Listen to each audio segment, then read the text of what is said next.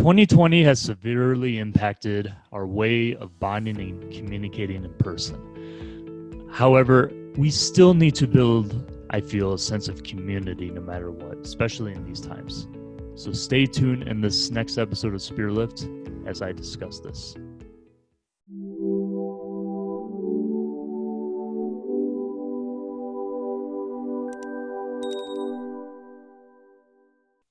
I'm sure, as many of you all feel, that this year has really taken a toll on the way that we have our relationships with people, with, not being able to be close to anybody, not, having to stay in our own place, being confined to our own spaces, and really missing the personal impact and depth of having relationships with people. And it's just really taking a different sort of toll on the way that we feel about how we are and how we interact with people. And I kind of want to approach this episode in Spearlift to talk about the ever-growing importance, even more so now, of growing community. And that's going to sound ironic to people, like, well, how can you really do that if you're not around these people? If you're not around who you would want to be around to create the community you want. But nevertheless, it's deeply important. I'll explain myself. But before we get started, please make sure to subscribe to our channel, to like, to share with all your friends and family, as it really does help to grow our channel and spread our message all across the platform. So thank you very much. 2020 has been a year that we'll never forget. Anyone living through this time right now, this has just been a year of several challenges, some silver linings for sure. But overall, I would say it's been really challenging. It's created, I think, as well, more fear than any other year that I can personally remember in recent times. There's been several issues over the last, years past with, there's always a problem in the world, I would say, war, climate related issues, etc. But this particular year in 2020 is one in which, in a very particular sense, it feels that obviously because of the coronavirus, that interacting with people is lost. Interacting with people, especially in a positive way, is lost because of the fear of contracting the virus. And that is so sad and so unfortunate. But it is what it is. People can obviously take the proper precautionary measures using adequate PPE, social distancing, everything that has been spelled out to us really since, springtime, when this really got out of control. And after WHO declared it a pandemic, the coronavirus, and it spread all across the world. So, I've personally, with my wife, we've been hunkered down where we are, just because, you just don't want to take the risk. We don't want to take the risk. And although statistically it's coming more known that the likelihood of suffering much more, or being much more adversely impacted from the coronavirus as a younger person, well, I'm young-ish, I don't know, depends who you ask, statistically, you're not going to have as big of a problem than other age brackets or people with underlying conditions, and that, that's a good thing, obviously. I've known people,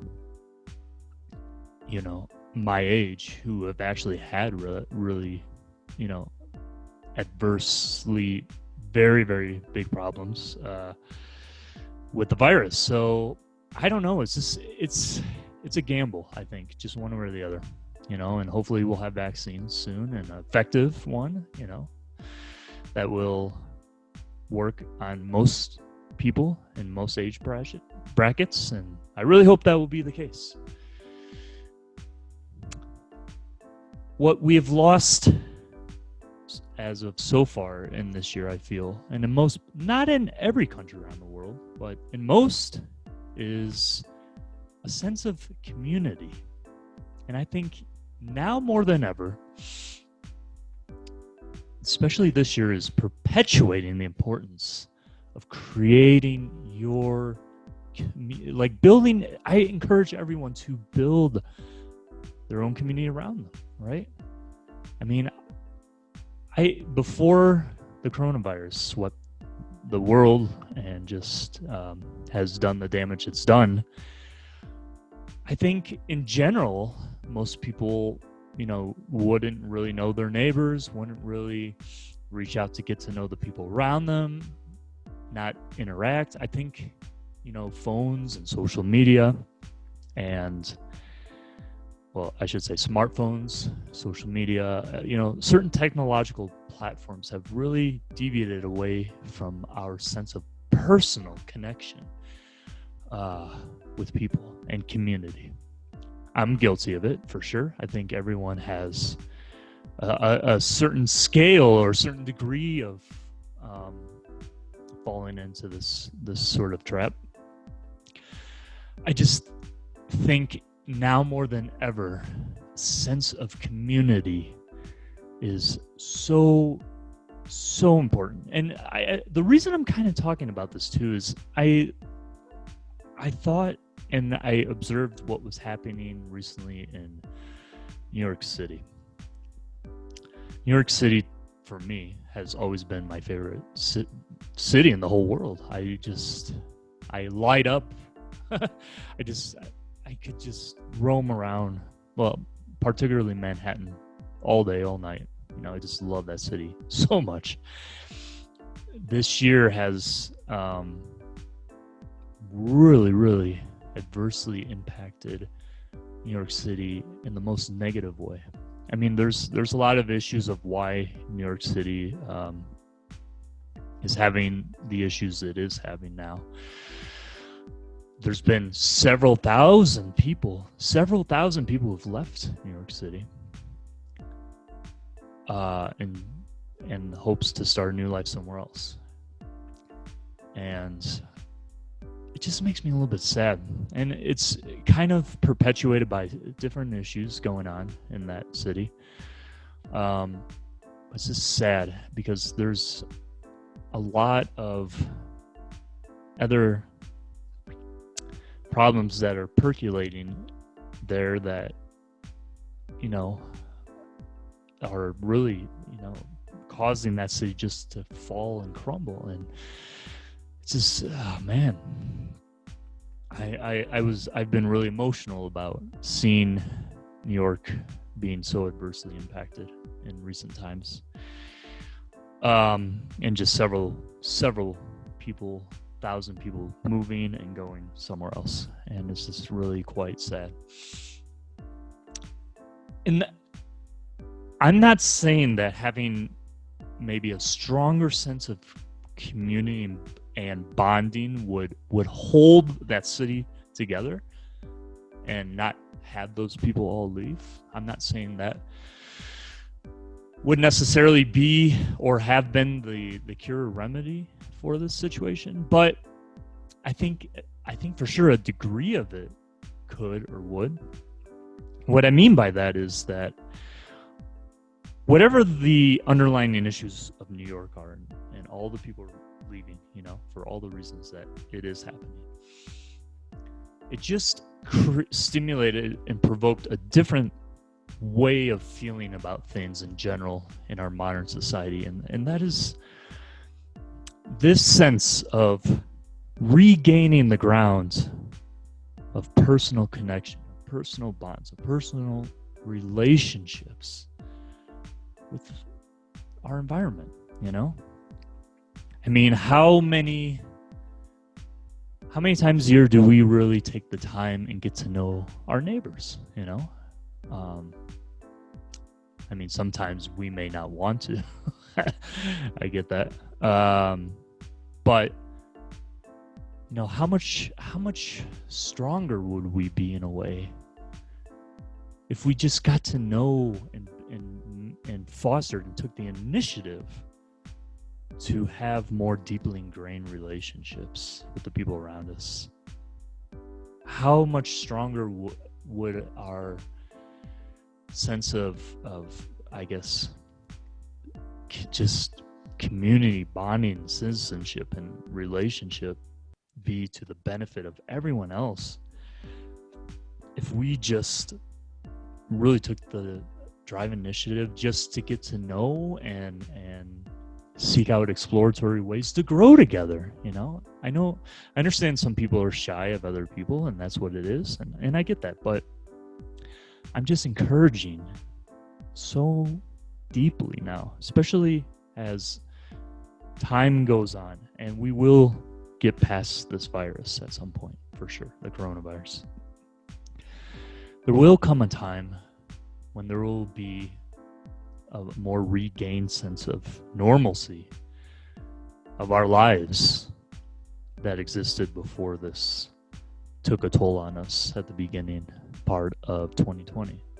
And I would just deeply encourage, get to know maybe one or two neighbors. Say, hey, how are you? How was your life? How's this thing? How's that thing? Can I help with whatever when I can, with the skill set I have when I'm available? Or especially, and I would, of course, and if you've seen my other videos I've done with Salah, for example, and his small business in England, support the locals around you, their businesses. Go to your local coffee shop, go to your local restaurant, go buy locally, support locally, get to know those people, get to know that community. One thing that I did, I don't think I did this year, maybe in January. Not since March for sure, but what I did, especially up until last year, was around my area pick up garbage, because unfortunately there's people out there that just would throw garbage to the wayside and not really care, and it just would accumulate over and over and over again, week to week. And I would pick up one day, and 2 days later there would be more of whatever in the same spot. And I'm like, where's this coming from? This is insane. For me, that's just a pet peeve and just a huge, huge sign of disrespect to see someone just litter. It just annoys me. I can't tell you. And one day last year, I remember when I was picking up trash around our area, one of the local coffee shop owners saw me doing that, and she just came up to me and she gave me coffee for free. And she said, anything you need, let me know. I'm like, yeah, cool, thanks. And I got to know the people there. That was just a cool segue into getting to know these people, and just tell me about your business. Oh, you get your coffee from southern Mexico. Cool. And how's it, transport here? And who are the people that grow it? It's just,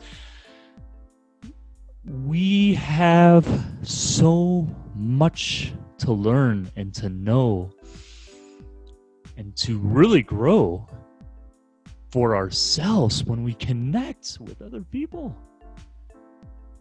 and not through this. This is important. This is an important tool for many things, and it helps us. And if you're listening on the podcast, I'm holding my phone and pointing to it, by the way. But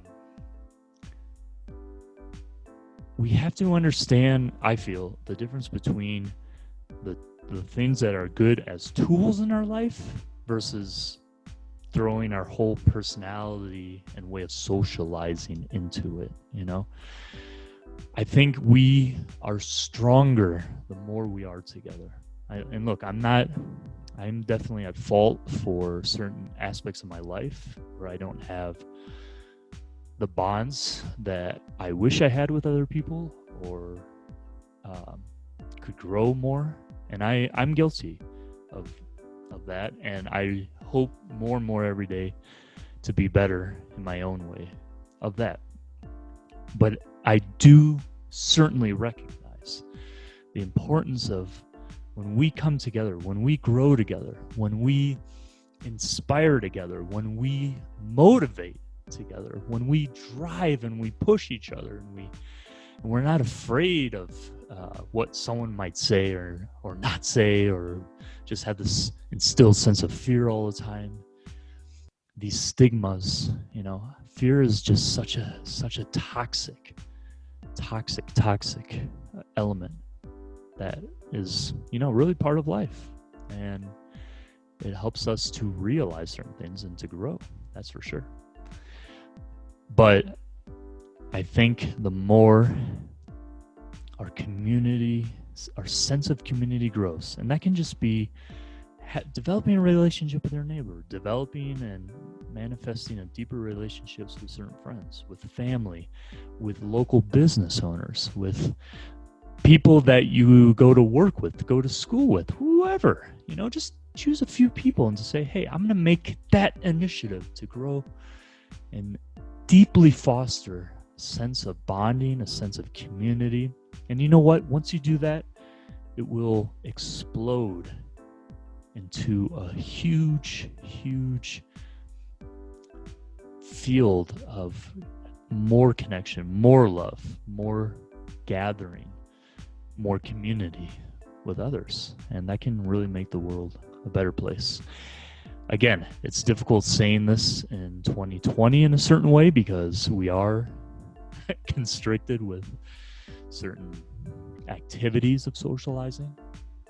But I just want to encourage you so much to at least do your best to think about how to do this in your own unique way, because really we can make a better environment around us, a better community, a better future, no matter what, and you will just feel your heart fill up with so much care, so much love, so much openness, so much just release by doing this. So I encourage you all, Spirit Lifters, to grow your community this year in 2020. Grow a deep sense of connection, of love, of compassion, and we will make a better world together. Wish you all the best, and see you in the next episode.